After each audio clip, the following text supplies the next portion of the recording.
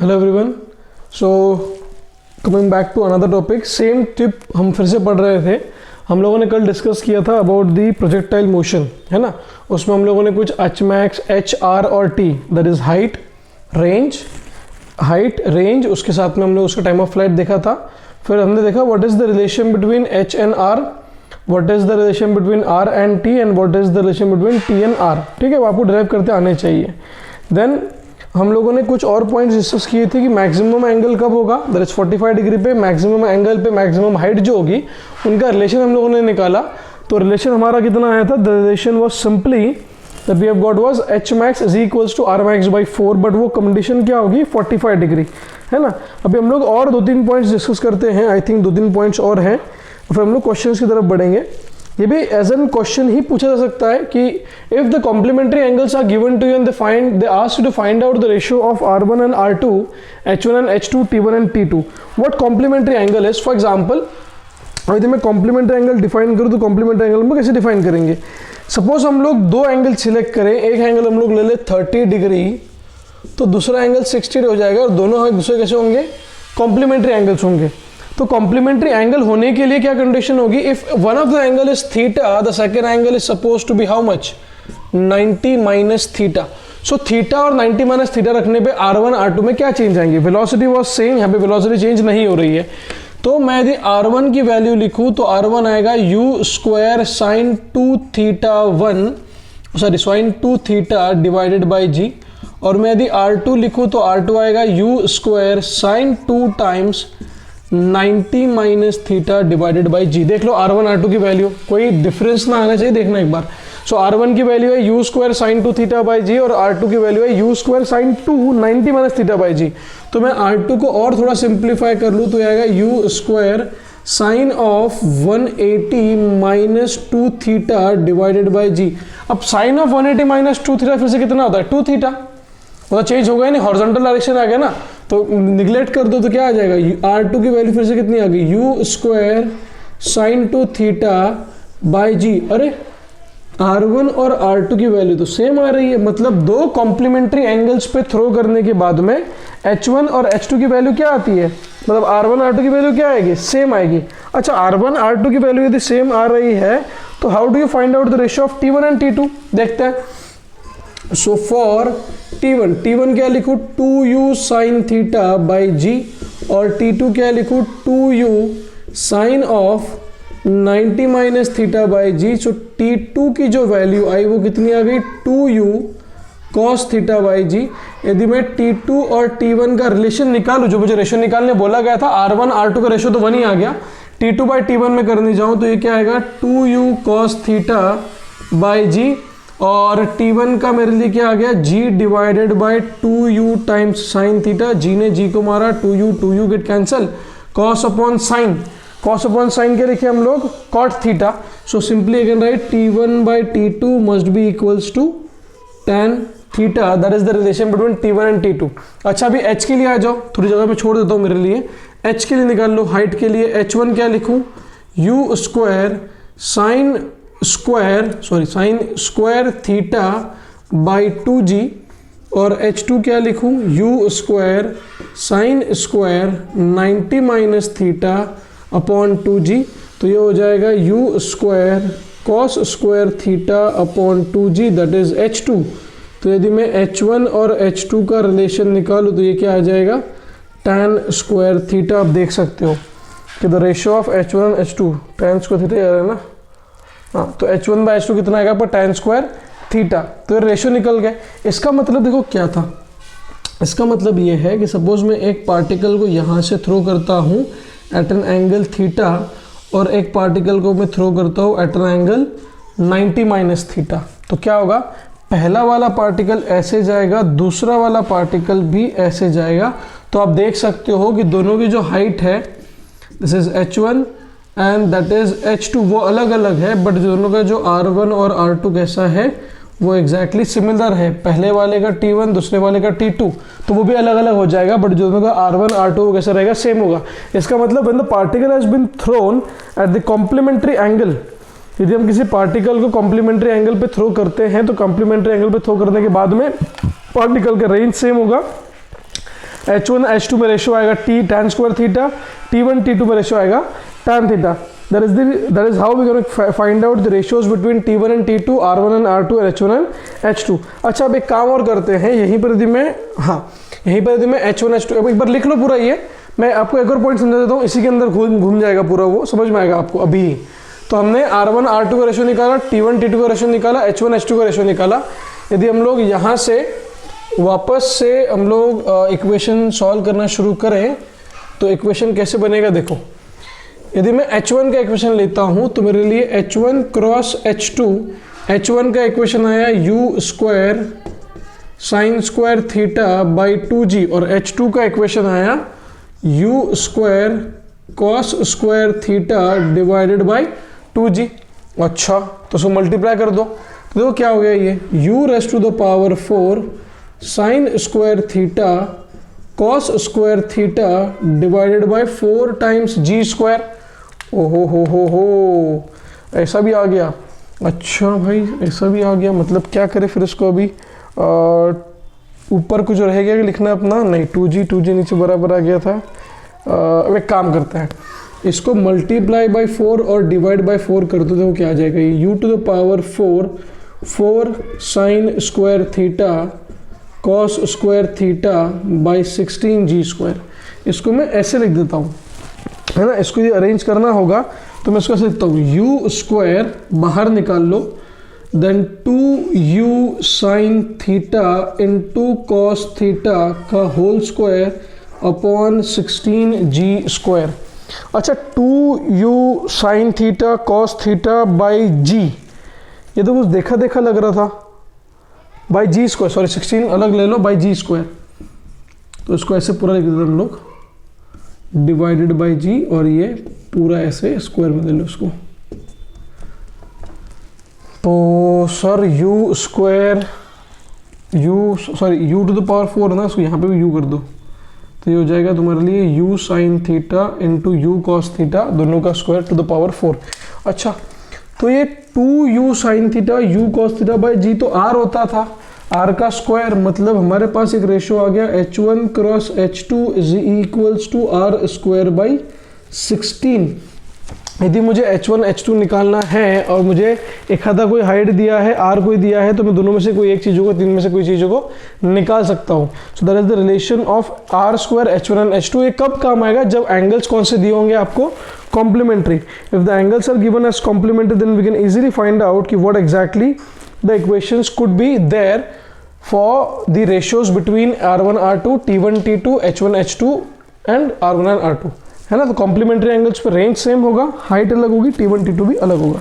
एक बार screen pause कर लो, देख लो, लिख लो एक बार, ताकि हम लोग आगे चले थोड़ा सा फिर और, है ना। चलो आ जाओ, बता देता हूँ बस को, मैं फिर से कुछ पॉइंट्स लिखने हैं, मैं नोट्स रेफर कर रहा हूँ, but points are very good. I mean ये आपको हेल्प करेंगे क्वेश्चन अंडरस्टैंडिंग करने के लिए, क्योंकि ट्रिग्नोमेट्री है, नीट में ट्रिग्नोमेट्री आपको ज़्यादा काम तो नहीं आएगा, बट यहाँ पे जब अंडरस्टैंड कर जाते हो तो आपको 2 साल आगे आने वाले कोई दिक्कत नहीं होगी। You will not be facing any kind of problem if you understand the topic here and here itself। आप यहाँ के यही टॉपिक खत्म कर लोगे तो आपको दिक्कत कहीं नहीं जाएगी। एग्जैक्टली कैसे होगा, अब अगला पॉइंट दिया हुआ है, if during the problem, I will write that out, if during the problem at any position and time elevations are given at the start and at the end। मतलब स्टार्टिंग में और आपको एंडिंग में आपको दिया हुआ है और बोला है find angle of elevations and find angle of projection। I beg your pardon for my handwriting because मुझे पता है कि when I see such kind of video that the teacher is writing on the board, so it makes a little bit clumsy, so I just write that in hurry। So it says if during the problem at any position and time elevations are given at the start and the end, we are supposed to find out the angle of elevations and angle of projection। इसका मतलब simply ये था कि आपको angle of projection और angle of elevation के बीच में रिलेशंस को निकालने हैं। You are suppose to find out the relations between the angle of elevation and angle of projection. Diagram बता दूं आपको समझ में आएगा डायग्राम कैसे है। देखो सपोज मैं बोलूँ कि ये आपका पार्टिकल, इसको आपने थ्रो किया with the angle velocity u and velocity theta. एक कोई पार्टिकल है, कोई एक पार्टिकल है जिसकी कुछ हाइट, मान लो कि पार्टिकल की हाइट y थी इस पॉइंट पे, ये डिस्टेंस x, आपका पार्टिकल जस्ट इसको छू के निकला है, ये पूरा डिस्टेंस r, तो ये डिस्टेंस कितना हो जाएगा आपका r माइनस एक्स, है ना। पार्टिकल को आपने थ्रो किया इनिशियल वेलोसिटी u से at an angle theta, particle y नामक हाइट को क्रॉस करते हुए वहां पर पहुंच गया, ये डिस्टेंस x, तो वो वाला डिस्टेंस r माइनस एक्स, और यहाँ से ऐसे दो एंगल, ये एंगल मान लो अल्फा और यहाँ से ये एंगल मान लो बीटा। तो हमको सिंपल जो क्वेश्चन में उसने पूछा हुआ है, उसने क्या पूछा है, that we have to find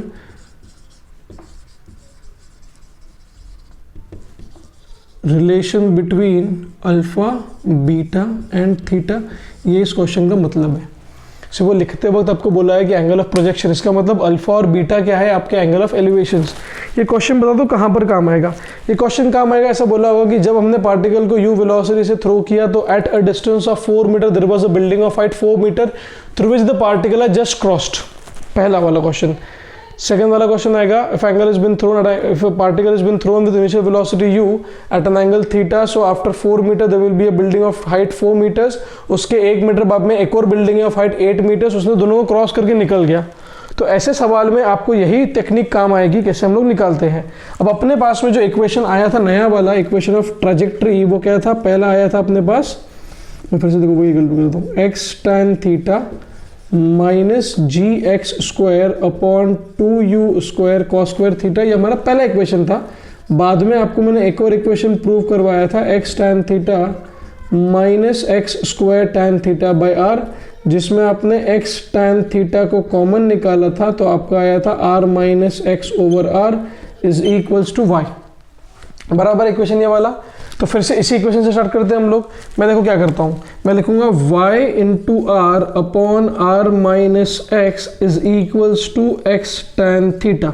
मैंने r को ऊपर मल्टीप्लाई कर दिया, r माइनस एक्स को नीचे लेके आ गया, ठीक है। सो मेरे लिए जो tan थीटा बना वो क्या बन गया, y into r divided by x into r minus x. तो मेरे लिए पहली चीज जो थी that is the angle of projection, वो निकल गया, है ना। मैं कहाँ से निकाल रहा हूँ, आपको सिर्फ इक्वेशन मैंने लिखी है, मैं उसी से निकाल रहा हूँ, कुछ नया हम लोग कर नहीं रहे। मान लो कि ये पॉइंट A है, ये पॉइंट B है, ये पॉइंट C है और ये पॉइंट D है। हमको tan थीटा, cos थीटा और sin थीटा निकालते आना चाहिए।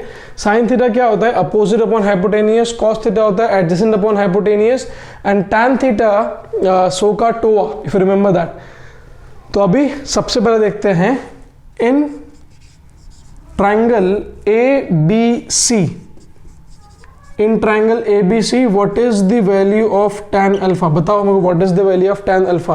tan क्या होता है, अपोजिट अपॉन एडजेसेंट, मतलब वो क्या आ जाएगा, y डिवाइडेड बाय x, ठीक है। Then in triangle BCD what is the value of tan beta. tan beta क्या आ जाएगा, y upon r minus x, है ना।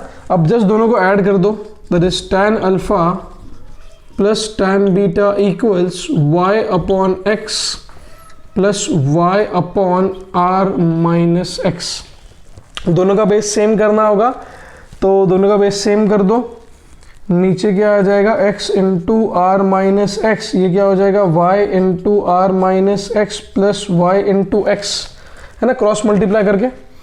तो इसको सिंप्लीफाई कर दो तो क्या आएगा, y r minus y x plus y x upon r minus x, y x get cancelled out. आपका आंसर आया y into r upon x into r minus x, equation number 2। अब गौर से देखो इक्वेशन नंबर 1 और equation number 2 को।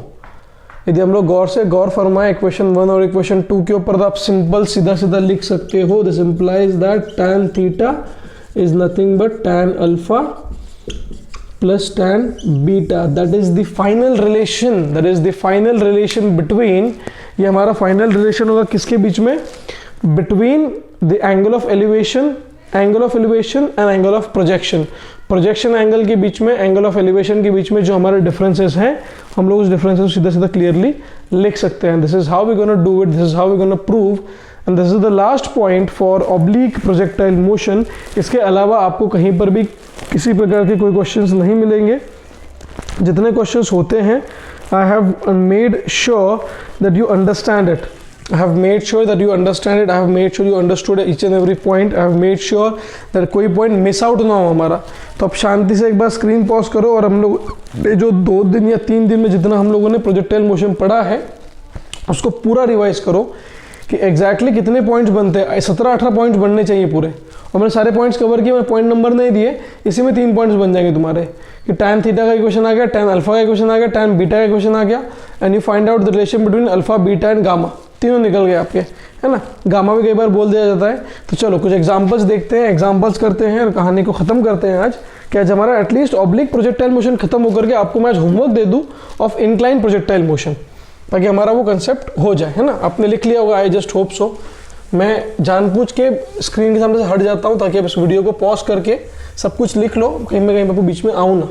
और जहाँ नहीं समझता है वो लिख के रखो, समझा के रखो, और पूछो कहीं से भी, किसी भी माध्यम से। आपके ग्रुप के ऊपर मैं हूँ, आप ग्रुप पे भी पूछ सकते हो। whenever I will get time, I will reply to you. There is no need to send me the personal messages. I can see it in the group. ठीक है, चलो आ जाओ। एग्जाम्पल खेलते हैं थोड़े से। एग्जाम्पल से कंसेप्चुअल क्लैरिटी अच्छी आएगी। This is example number 1। मैंने पहले एग्जाम्पल कुछ ले भी दिए। मैंने ये बोला कि सपोज मैं किसी पार्टिकल को इनिशियल वेलोसिटी जो है मैं उसको कांस्टेंट रखता हूँ, और ये आपका एंगल थीटा, ठीक है। तो हमने क्या बोला कि if theta is increased from 0 to 90, comment on the range. Option A बढ़ेगा, ऑप्शन बी घटेगा, ऑप्शन सी बढ़ेगा फिर घटेगा, ऑप्शन डी घटेगा फिर बढ़ेगा, ऑप्शन डी बढ़ते बढ़ते रहेगा। मतलब डी तो है ही नहीं, चलो ठीक, डी आ गया अपना। 4 ऑप्शन दे दिया आपको मैंने। पहला ऑप्शन था एरो ऊपर का मतलब बढ़ेगा, दूसरा ऑप्शन था एरो नीचे का मतलब घटेगा, तीसरा ऑप्शन एरो ऊपर का मतलब बढ़ रहा है फिर घट रहा है, और चौथा ऑप्शन घट रहा है फिर बढ़ रहा है। ठीक है, आप वो ट्राई करो जब तक मैं आपको अगला क्वेश्चन फिर से क्वेश्चन रिवाइज करने की कोशिश करता हूँ। That example number 2।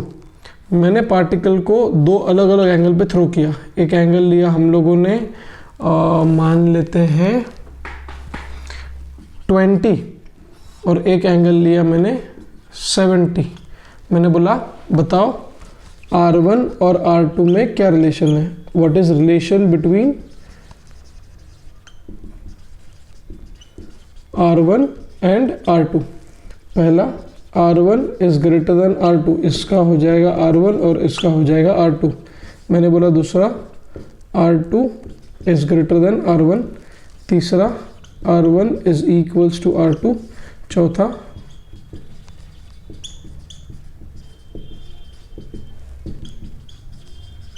Not sufficient information. I hope कि आपने पहले का सॉल्व कर लिया होगा। इफ यदि हम लोग एंगल को बढ़ाते हैं, मैंने पहले ही बताया था कि जो रेंज है, रेंज पे कमेंट करना है तो रेंज का फॉर्मूला लिख लो।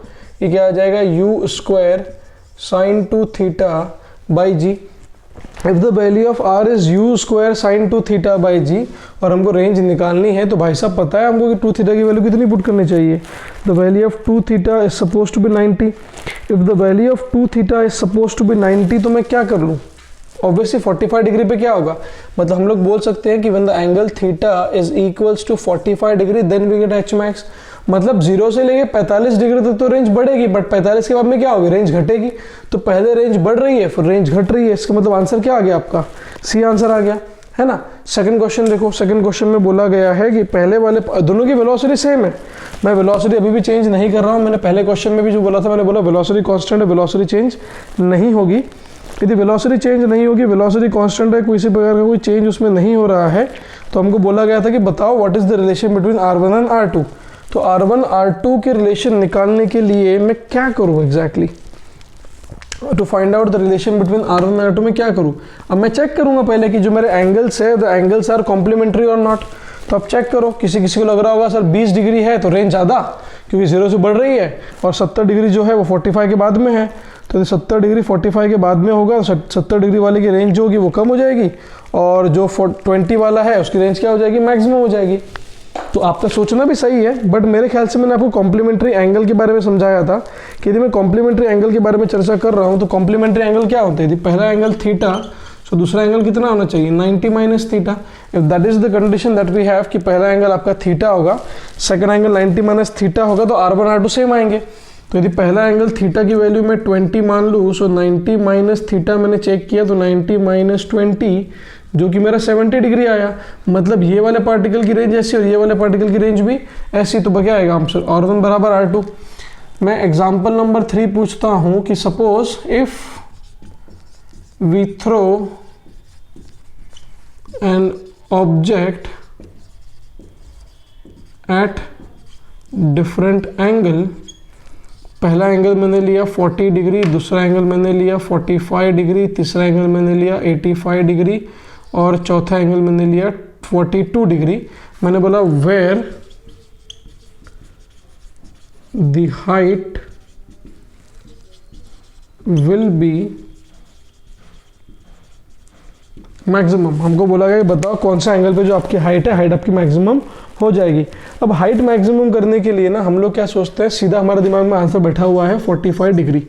अरे 45 डिग्री पर रेंज मैक्सिमम है, उस रेंज मैक्सिमम के दौरान जो मैक्सिमम हाइट आएगी, उस मैक्सिमम रेंज के दौरान जो मैक्सिमम हाइट आएगी उसका रेशियो था हमारा R max by 4। तो वो मैक्सिमम हाइट नहीं होगी। मैक्सिमम हाइट कब होगी, जब पार्टिकल को मैं यदि ऐसे थ्रो कर रहा हूँ इनिशियल वेलोसिटी तो पार्टिकल ऐसे जाएगा आपका, बट यदि मैं पार्टिकल को ऊपर फेंक दूँ तो पार्टिकल सीधा निकल जाएगा ना ऊपर। सो जितना मैं वर्टिकली पार्टिकल को थ्रो करूँगा उतनी मेरी हाइट क्या होगी, मैक्सिमम। तो इस ऑप्शन का भी आंसर क्या रहेगा, सी दैट इज 85 डिग्री। हाँ, during the course of projectile motion 45 degree पे फेंकने से रेंज मैक्सिमम होती है, उस मैक्सिमम रेंज में एच मैक्स जो होता है वो 45 डिग्री में मिलता है, ट्रू। बट मैंने क्या पूछा कि मैं पार्टिकल को अलग अलग एंगल पे फेंकूं, मैंने थोड़ा प्रोजेक्टाइल मोशन है, मैं पार्टिकल को कैसे भी फेंकूं तो मैक्सिमम हाइट कितनी आनी चाहिए मेरी, हाइट मैक्सिमम। सोचो कि मैं पार्टिकल को ऐसे फेंकूं ऊपर, ऐसे आगे नीचे आएगा मैक्सिमम हाइट, ऐसे फेंको तो ऐसे आ जाएगा ना, वो तो ये वाला हाइट कम है और ये वाला हाइट ज्यादा होगा obviously. So the particle will have the maximum height when theta would be equals to what, 85 degree. Maximum height theta की मतलब कितनी होनी चाहिए, 90 डिग्री। तो 90 डिग्री पर तो आपकी हाइट क्या हो सकती है, मैक्सिमम हो सकती है, उसके अलावा नहीं। बट ये याद रखना कि 45 डिग्री पर रेंज मैक्सिमम है, हाइट मैक्सिमम होगी तो भी चलेगा। चलो एक क्वेश्चन दे दो, मैं इसी के ऊपर बेस्ड है and it's a good question to think about, कि आपके वो दिमाग में थोड़ा सा कीड़ा घुसेड़ देगा कि कैसे क्वेश्चन को उन्होंने बनाया था। It says a man, this is example number 4, it says a man throws a ball, a man throws a ball up to maximum height of 20 meters। अब जैसे मैक्सिमम हाइट देगा लोगों के दिमाग में है 45 डिग्री, पर उन्हें ध्यान देना है, उन्होंने बोला है कि what R max he can throw। मैं आगे क्वेश्चंस लिखता हूँ, जब तक आप ट्राई करो, बाकी क्वेश्चन मिटा रहा हूँ मैं आप। आई होप तुम लोगों ने बाकी क्वेश्चंस लिख लिए होंगे। जब मैं बीच में गया तो आप स्क्रीन पॉज करके लिख लिया करो, है ना, क्योंकि वीडियोस को हमको 30 मिनट में रखना है, क्योंकि कंप्रेसिंग भी करना पड़ता है, देन ऑडियो क्वालिटी भी चेक करनी है, आपको लिखा हुआ समझ में आना चाहिए। आई जस्ट होप सो कि आपको अब लिख के समझ में आ रहा है कि मैं कैसे लिखता हूँ, है ना। चलो ठीक है, बहुत बढ़िया। अगला वाला भी देखते हैं, अगला एग्जाम्पल भी अच्छा है। अगला एग्जाम्पल था एग्जाम्पल नंबर 5। इसमें उन्होंने बोला कि y is equals to √3x minus x square. It says find angle of projection and the speed. मुझे एंगल ऑफ प्रोजेक्शन भी निकालना था, साथ में मुझे इसका स्पीड भी निकालना था। और मैंने एक ट्रू फॉल्स पूछ लिया, that kinetic energy during the projectile motion is 0, either it is true or it is false or it is none or it is the can't predict। 4 option दिए, 2 मैंने जबरदस्ती बनाया, ट्रू फॉल्स में answer होना चाहिए। अब आते हैं चौथे क्वेश्चन के ऊपर। अब man throws a ball up to maximum height of 20 meter, what are max he can throw. जब बंदे ने ऊपर बॉल थ्रो किया तो उसकी मैक्सिमम हाइट है 20 मीटर, तो उसका इनिशियल वेलोसिटी यू था, फाइनल वेलोसिटी क्या हो जाएगा 0। The value of g will be acting vertical downward because maximum height बोला था। तो मैं इक्वेशन यूज करूँ v square is equals to u square minus 2gh, final velocity मेरे लिए 0 is equals to u square minus 20 into 20 into 20 कितना हो जाता है अपना 400। तो मेरे लिए इनिशियल वेलोसिटी कितना आ गया 20 मीटर्स पर सेकेंड की, मतलब उसने जब बॉल को ऊपर थ्रो किया तो उसकी जो वेलोसिटी थी वो कितनी रही होगी 20 मीटर्स पर सेकेंड। यदि initial velocity 20 metres per second है तो हमको पता है कि आर मैक्स की वैल्यू क्या होती है, the value of R max is you square by 2g, है ना। सो कितना आ जाएगा ये 20 multiplied by 20 multiplied by 2 divide by 10। सो 10 ने इसको मारा 2 ने इसको मारा 2, तो जो value of R max I वो भी कितनी आई आपकी 20 मीटर्स। और ये अभी के लिए वैलिड है, अभी के लिए ऐसा हुआ है कि एच मैक्स भी उतना ही है, आर मैक्स भी उतना ही है, बट ऐसा हर बार हो ये जरूरी नहीं है, हर बार ये चेंज हो सकता है, ठीक है। चलो आ जाओ अगला वाला देखते हैं। y बराबर √3x minus x square, find angle of जो हमको निकालने बोला है। तो हमारा इक्वेशन जो था, इक्वेशन ऑफ ट्राजेक्ट्री हम लोगों ने ऑलरेडी बता रखा है कि y बराबर x tan theta minus x square tan theta by r। यदि मैं इस इक्वेशन नंबर 2 और इक्वेशन नंबर 1 को इक्वेट करूं तो मुझे दिख रहा है tan थीटा की वैल्यू आ गई √3 और मेरे लिए tan थीटा बाई r की वैल्यू आ गई 1, है ना। पर tan थीटा की वैल्यू √3 है तो सिंपली हम लोग बोल सकते हैं कि जो एंगल होगा वो कितना हो जाएगा 60 degree. The angle of projection is what 60 degree. Theta तो निकल गया, अभी एंगल ऑफ प्रोजेक्शन थीटा निकल चुका है तो हम लोग क्या करें, और एक सेकेंड, एंगल ऑफ प्रोजेक्शन निकल चुका है हमारा, then we can write it as 1 is equals to g upon 2u square cos square 60 tan theta by r x tan theta minus tan theta by r का whole square. ठीक है, छोड़ो, देखते क्या होगा। So tan theta is equals to r, so tan theta तो निकल गया, tan थीटा वाज √3, तो r की वैल्यू कितनी आ गई, the value of r is also √3। r का फॉर्मूला क्या था, r का फॉर्मूला है u square sine 2 theta by g is equals to √3, है ना। तो साइन 120, 2 थीटा मतलब साइन 120, साइन 120 मतलब साइन 60, साइन 60 मतलब कितना होता है √3/2 माइनस √3/2, तो u square into minus √3/2/10 is equals to √3 को मारा, ये आ गया 20। So u square upon 20 is equals to -1, so value of u is coming as √20 metres per second. शायद मैंने कुछ गड़बड़ की यहाँ पर, वैल्यूज पुट करके देखना एक बार कि साइन tan 30 कितना होता है, tan 60 इज √3 ना, एंड हाँ बराबर है, तो मैग्नीट्यूड नेगेटिव आएगा बिकॉज आप ऑलरेडी नेगेटिव था, हमने नेगेटिव कैलकुलेट किया ही नहीं है वाला। सेकंड क्वेश्चन, अगला question, kinetic energy during the projectile motion is 0, true false क्या आएगा। जब हमको पता था कि हमने पार्टिकल को थ्रो किया with angle of u at an velocity theta, angle of u, particle ऐसे जाएगा, यहाँ पे जाने के बाद में वेलोसिटी का y कंपोनेंट 0 बट वेलोसिटी का x कंपोनेंट में किसी प्रकार का कोई चेंज नहीं आएगा, क्योंकि वहाँ पर चेंज आने के लिए आपको एक्सेलरेशन या फिर डी एक्सेलरेशन करना पड़ेगा। वेलोसिटी में चेंज लाने के लिए हमको बेसिक चीज़ें क्या चाहिए, there has to be the change in acceleration, there has to be the change in velocity. यहाँ पे किसी प्रकार का कोई चेंज नहीं आ रहा है तो उसका आंसर क्या होगा, false. There is no such point where the kinetic energy during the projectile motion would be 0। ऐसा पॉसिबल ही नहीं है कि कहीं पर भी प्रोजेक्टाइल मोशन की वैल्यू 0 हो सकती है, ठीक है।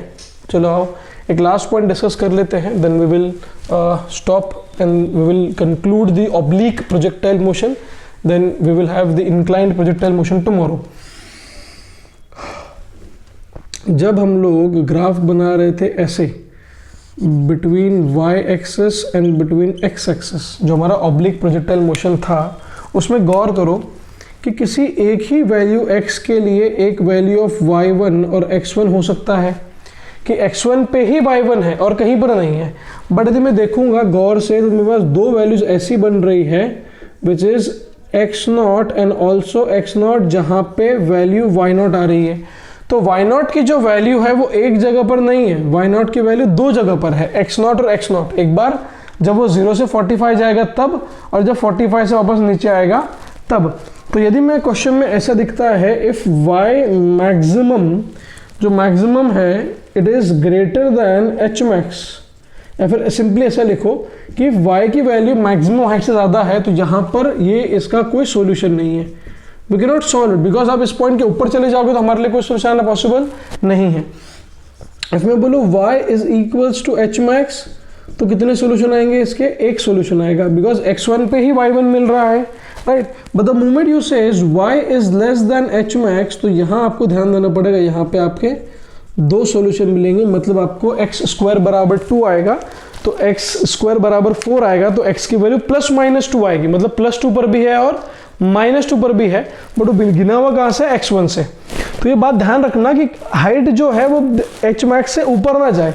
यदि हाइट की वैल्यू एच मैक्स से ऊपर निकल गई तो आपके लिए दिक्कत है, इफ हाइट की वैल्यू एच मैक्स से कम रहेगी तो आपके लिए ये सफिशियंट है।